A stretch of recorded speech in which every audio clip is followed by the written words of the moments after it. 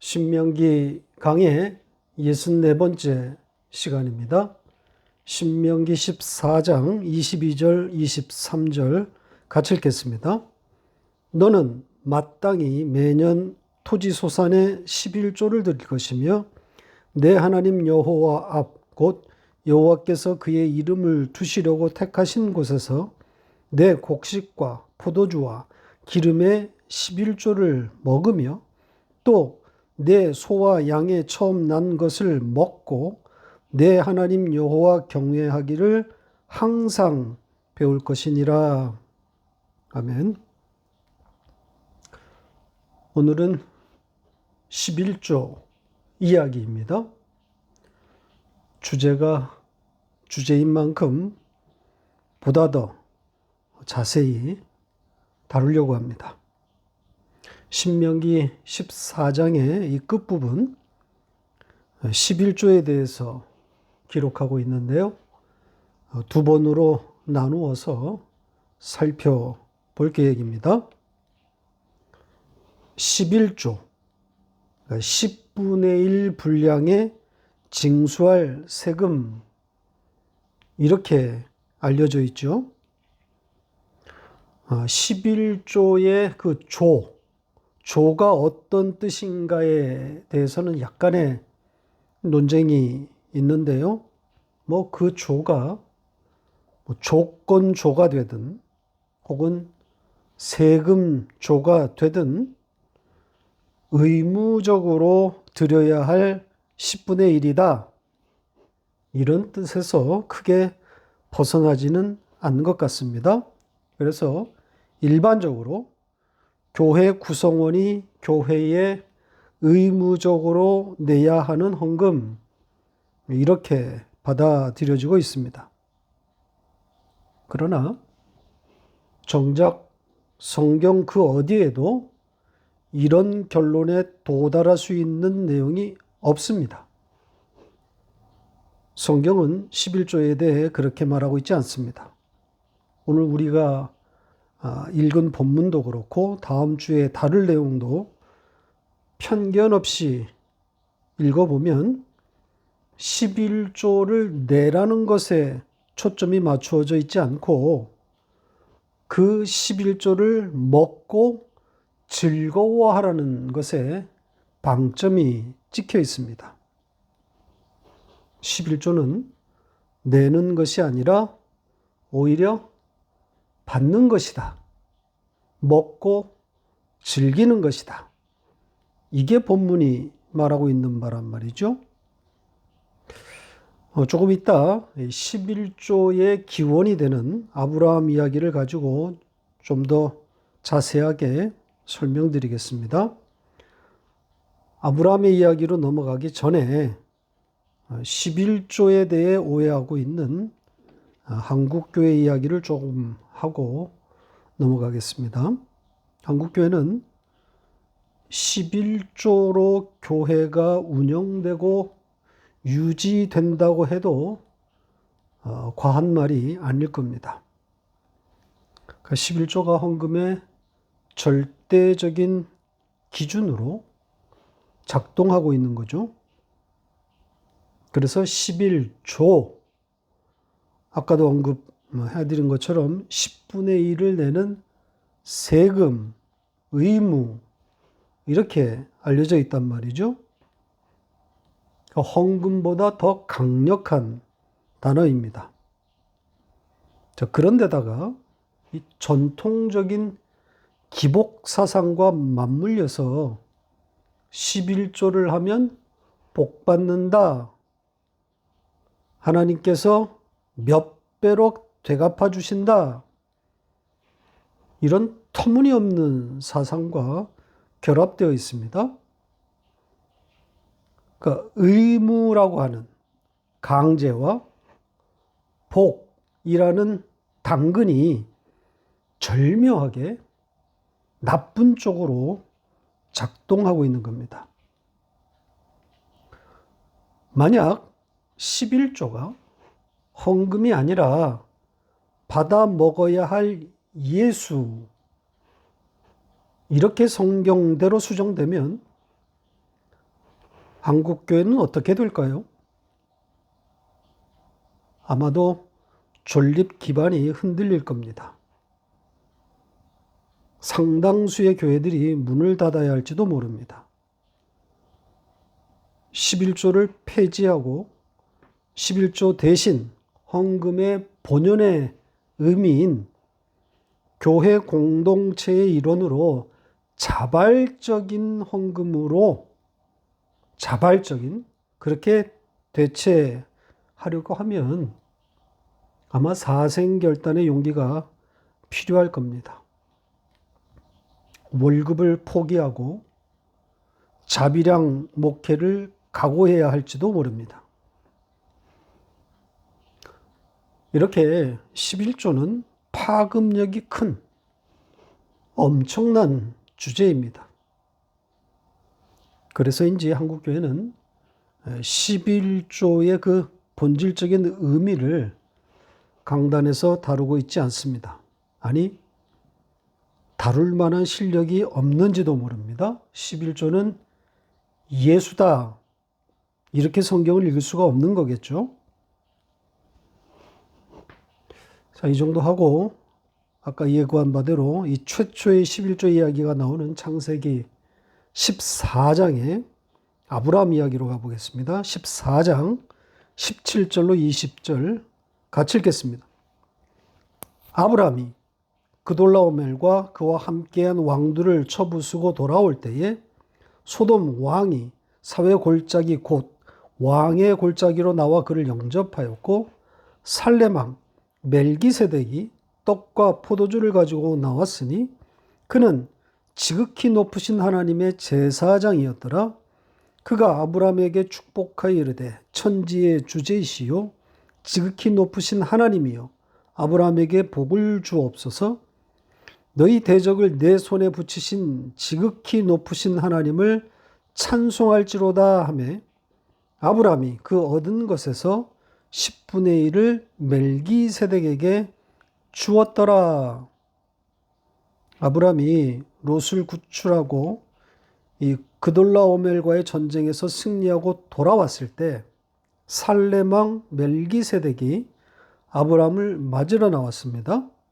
이 살렘 왕 멜기세덱에 대해서는 여러 해석이 있지만 일반적으로 역사에 존재했던 실존 인물이 아니라 천상의 왕 예수 그리스도라는 해석이 지배적입니다. 아무튼 그 왕이 아브라함을 맞으러 나왔을 때 그 손에 떡과 포도주를 가지고 나왔고 이어서 아브라함에게 복을 주었고 이어서 그 10번째 그 10분의 1을 아브라함에게 줍니다. 그러나 지금 보시는 대로 우리 성경은 아브라함이 멜기세덱에게 10분의 1을 주었다. 이렇게 말하고 있습니다. 자, 이 마지막 문장 아브라함이 그 얻은 것에서 10분의 1을 멜기세덱에게 주었다. 이 문장 잘 봐야 합니다. 이전에도 몇 번 설명드렸던 것 같은데요. 다시 좀 자세히 살펴보겠습니다. 원문을 띄워드리고 원문이 어떻게 말하는지를 좀 보겠습니다. 보시죠. 지금 이 문장 지역해 보면 그는 그에게 모든 것의 그 10번째를 주었다. 이렇게 되어 있습니다.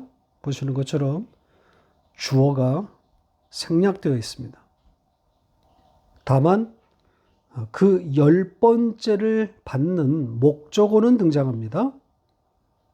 그러니까 주어는 그 동사에 포함되어 있단 말이죠. 그가 그에게 그 10번째 모든 것의 그 10번째를 주었다. 이렇게 되어 있습니다. 자, 이렇게 되어 있는 문장을 우리 성경은 아브라함이 멜기세덱에게 그 10번째를 주었다. 그 10분의 1을 주었다. 이렇게 해석한 번역을 한 겁니다. 다른 성경들과 한번 비교해서 다시 보겠습니다. 우리 개역 성경과 NIV는 이 문장을 해석해서 아브라함을 주어의 자리에 올려놓았습니다. 해석한 번역인 거죠. 반면에 킹제임스는 해석하지 않은 채로 그가 그에게 그 10번째를 주었다. 이렇게만 번역했습니다. 그러니까 해석을 독자에게 남겨준 거죠. 이 문장을 성경에 대한 일체의 지식이 없는 일반 히브리어 언어학자에게 이 문장을 주고 주어격인 그와 목적어인 그를 각각 찾아보라고 한다면 어떤 답을 내놓을 것 같습니까? 그가 그에게 모든 것의 10번째를 주었다. 당연히 이 사람은, 이 학자는 이 문장 앞에 나와 있는 그 내용들, 즉 문맥을 따져보지 않겠습니까? 앞에 내용에 어떤 것들이 있었습니까? 살레망 멜기세덱이 떡과 포도주를 들고 아브라함을 찾아왔다. 그리고 아브라함을 축복했다고 하지 않습니까? 앞에 모든 문장들의 주어가 살레망 멜기세덱입니다. 아브라함은 수동적으로 받기만 하는 위치에 있습니다.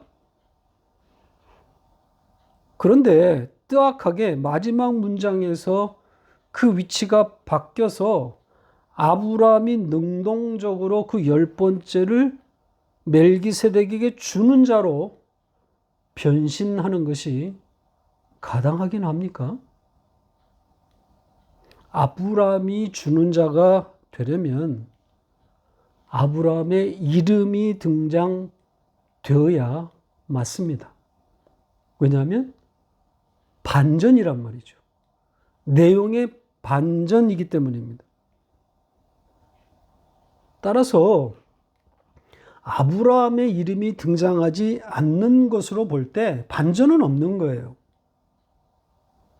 그 아브라함은 계속해서 수동적인 위치에서 살렘 왕으로부터 받고 있는 겁니다.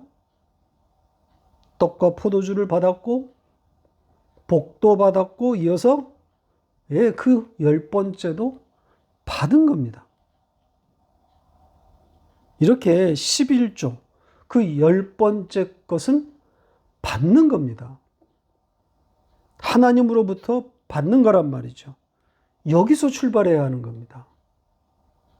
11조는 내는 것이 아니라 받는 것이다. 이렇게 읽지 않으면 성경이 풀리지 않습니다. 해석이 안 됩니다.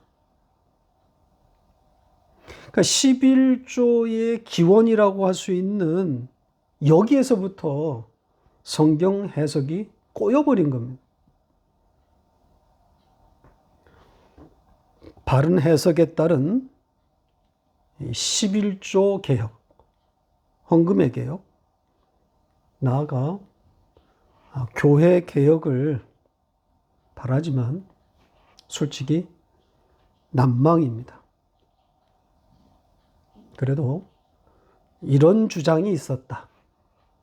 이런 해석도 있다. 남겨야 하지 않겠습니까? 그런 마음으로 가고 있는 겁니다.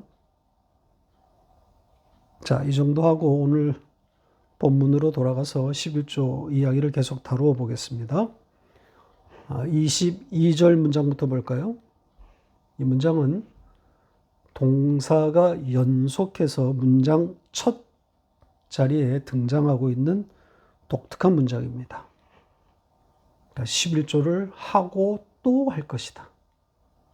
11조 하다 이 동사가 연속해서 문장 첫 자리에 반복되어 있습니다. 히브리어에서 같은 동사가 반복되는 것은 최상의 강조입니다. 창세기 2장 17절에 선악을 알게 하는 나무의 열매를 먹지 말라. 네가 먹는 날에는 반드시 죽으리라 하시니라. 이게 죽고 또 죽을 것이다. 원문을 직역하면 이렇다 그랬죠. 지금 이 22절의 이 문장도 너는 11조를 하고 또 할 것이다. 반드시 할 것이다. 이런 뜻입니다. 명령문 아닙니다. 그러니까 이스라엘의 어떤 능동적인 반응을 요구하고 있는 것이 아니라 하나님의 의지의 천명입니다. 내가 너를 11조 하는 자로 만들 것이다. 이런 뜻이란 말이죠. 그러니까 의무가 아니라 운명인 겁니다. 숙명인 겁니다. 11조 하는 자로 만들어지는 거죠. 그 자리로 끌려가는 겁니다. 다음 문장은 11조에 대해서 좀 더 자세하게 기록하고 있습니다. 23절인데요. 11조가 무엇인지를 제대로 볼 수 있는 내용입니다. 11조의 본질, 그 본질에 접근할 수 있는 내용입니다. 이 문장도 아주 독특합니다. 역시 동사로 시작되고 있는 문장인데요. 먹는다, 먹게 될 것이다. 하나님 앞에서, 하나님의 얼굴 앞에서 먹게 될 것이다. 그 이름을 두시려고 택하신 그곳, 그 하나님의 얼굴 앞에서 먹게 될 것이다. 이렇게 문장이 전개됩니다. 먹는다. 이 먹는다가 강조되어 있는 거죠. 너는 먹게 될 것이다. 내가 너를 먹일 것이다. 이런 취지란 말이죠. 11조는 먹는 것이다. 익숙한 표현이 아닐 겁니다. 그러나 이것이 11조의 본질입니다. 아까 아브라함의 이야기에서도 말씀드렸지만 11조는 내는 것이 아니라 받는 것이라고 하지 않았습니까? 같은 맥락입니다. 11조는 먹는 겁니다. 받아 먹는 겁니다. 먹는 것에 방점이 찍혀 있습니다. 그것을 먹음으로 하나님을 경외하는 것을 배우게 될 것이다. 이렇게 말하고 있습니다. 지금 23절에서 이 먹음의 이유를 하나님을 배우는 것이다. 하나님을 아는 것이다. 이렇게 말하고 있단 말이죠. 하나님을 경외하는 것을 배우는 것이다. 이렇게 되어 있습니다. 다음 주에 살펴보겠지만 다음 문장에서는 이 먹음의 이유를 또한 즐거워합니다. 먹고 즐기라는 거죠. 11조가 가져올 결과를 담고 있는 겁니다. 다음 주에 자세히 살펴보겠습니다. 자, 이 먹는다는 것, 11조를 먹는 것, 11조를 해석하는 키입니다. 열쇠입니다. 그러니까 성경 해석의 문이 활짝 열리는 거죠. 자, 하나님의 백성 이스라엘이 하나님으로부터 받아 먹어야 할 것이 무엇이겠습니까? 이스라엘이 하나님으로부터 받아 먹었던 것들이 무엇인지 한번 생각해 보세요. 결국 일용할 양식, 말씀 아닙니까? 말씀을 받아 먹으라는 거란 말이죠.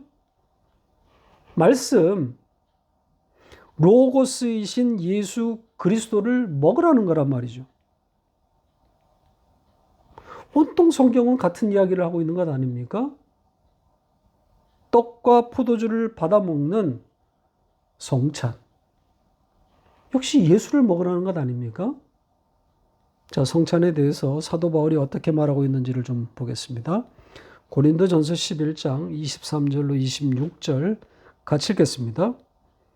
내가 너에게 전한 것은 주께 받은 것이니 곧 주 예수께서 잡히시던 밤에 떡을 가지사 축사하고 떼어 이르시되 이것은 너희를 위하는 내 몸이니 이것을 행하여 나를 기념하라 하시고 식후에 또한 그와 같이 잔을 가지시고 이르시되 이 잔은 내 피로 세운 새 언약이니 이것을 행하여 마실 때마다 나를 기념하라 하셨으니 너희가 이 떡을 먹으며 이 잔을 마실 때마다 주의 죽으심을 그가 오실 때까지 전하는 것이니라.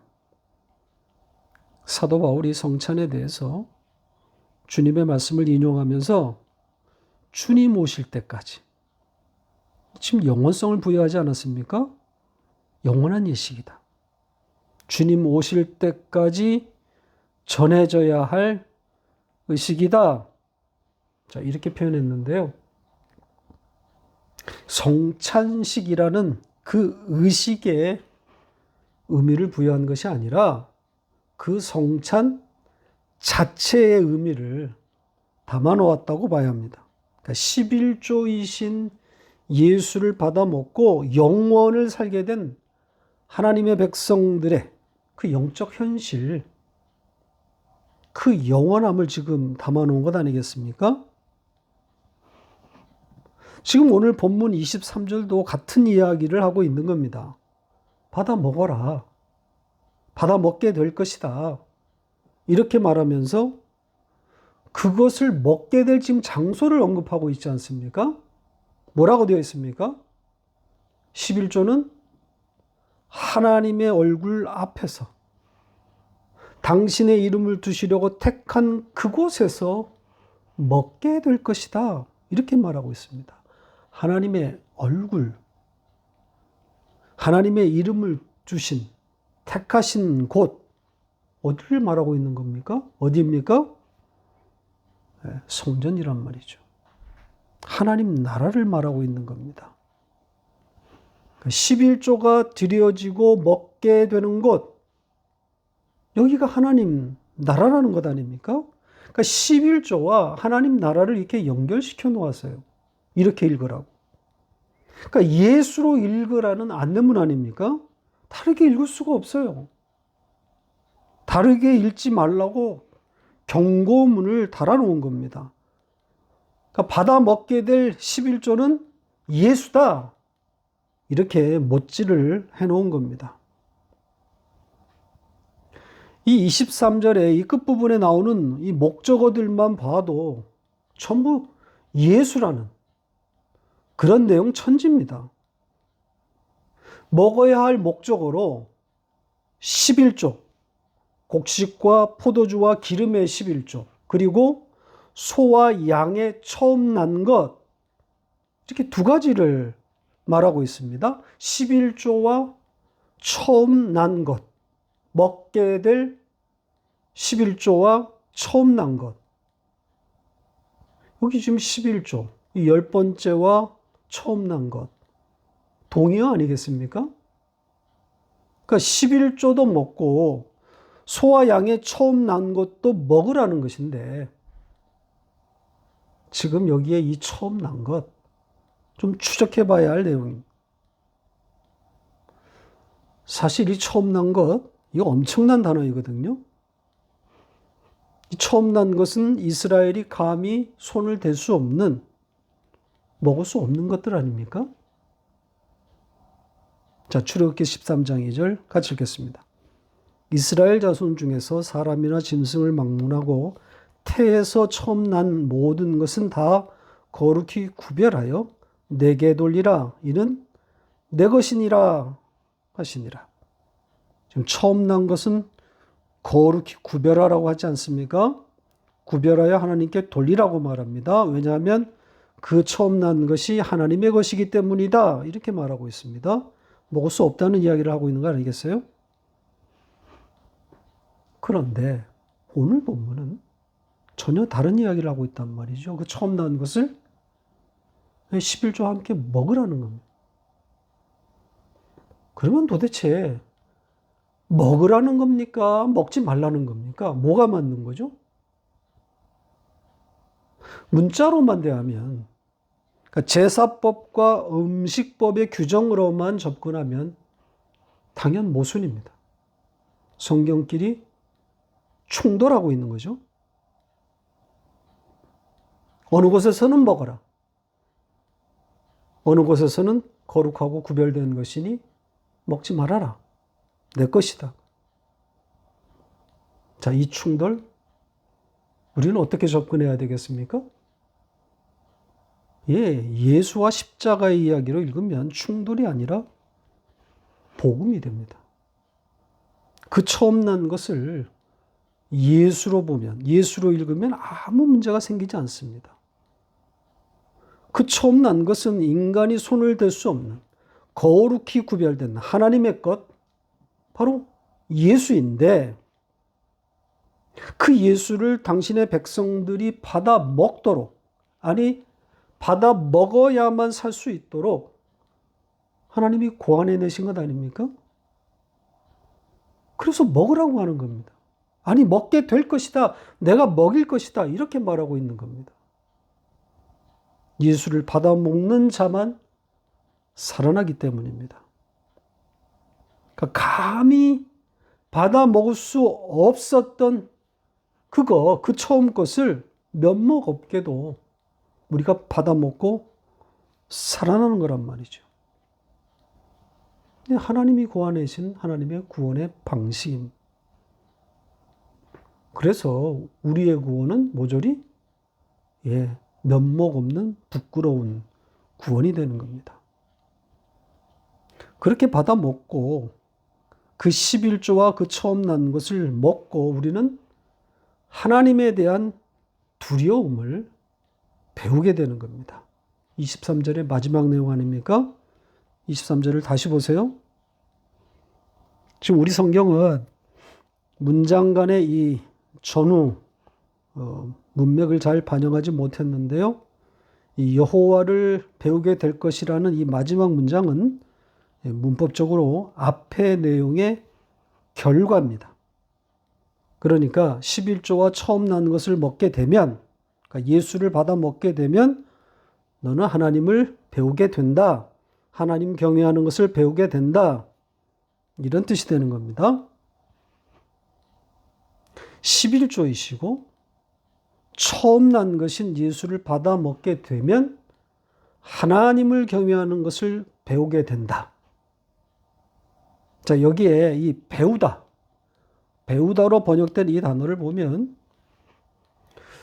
이 단어의 뿌리를 추적할 수는 없는데요. 다만 용례들을 보면 막대기, 그러니까 지시하거나 가르치는 막대기와 연결되어 있습니다. 그래서 가르치다, 배우다, 전문적이 되다, 익숙하다, 이런 뜻으로 사용되고 있습니다. 그러니까 하나님을 좀 더 알게 될 것이다, 이런 의미가 되는 거겠죠. 하나님을 경외하는 것, 하나님을 두려워하는 것, 좀 더 두려워하게 된다, 이런 뜻이 됩니다. 그러니까 예수를 받아 먹으면, 그 10번째와 그 처음 난 것, 그 예수를 받아 먹으면 하나님을 보다 두려워하게 된다, 그런 의미입니다. 예수를 먹고 하나님을 알면 알수록 두려움이 생기는 것은 당연한 것 아닙니까? 예수를 먹는다고 하는 것은 내가 잘났거나 혹은 나의 의의가 클 때 일어나는 일이 아닙니다. 예수를 받아먹는 자리가 어디겠습니까? 바닥을 칠 때란 말이죠. 상수리 나무에 주저앉아서 하나님 없는 사람처럼 우상 그 신전 주변을 기웃거리면서 세상 다 산 사람처럼 믿음 없음의 그 최고 저점을 찍고 있을 때, 바로 그때란 말입니다.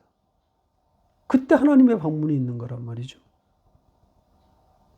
그러니까 하나님의 방문이 아니고서는 일어날 수 없는 바로 그 죽었을 때란 말입니다.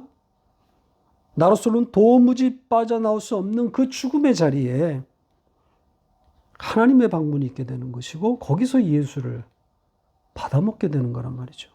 그러니까 통렬하게 나의 정체가 드러날 때 거기서 예수를 받아먹게 되는 거죠. 그게 아니면 아무도 예수를 받아먹을 사람이 없어요. 자기가 잘났는데, 자기 의의가 충천한데 무슨 예수를 받아먹겠습니까? 상한 마음이 되었을 때, 그러니까 하나님 없음이 되었을 때 하나님 찾아오셔서 예수를 먹이시는 거예요. 하나님이 먹이시는 거라니까요. 우리더러 먹으라고 하지 않아요. 내가 먹일 것이야.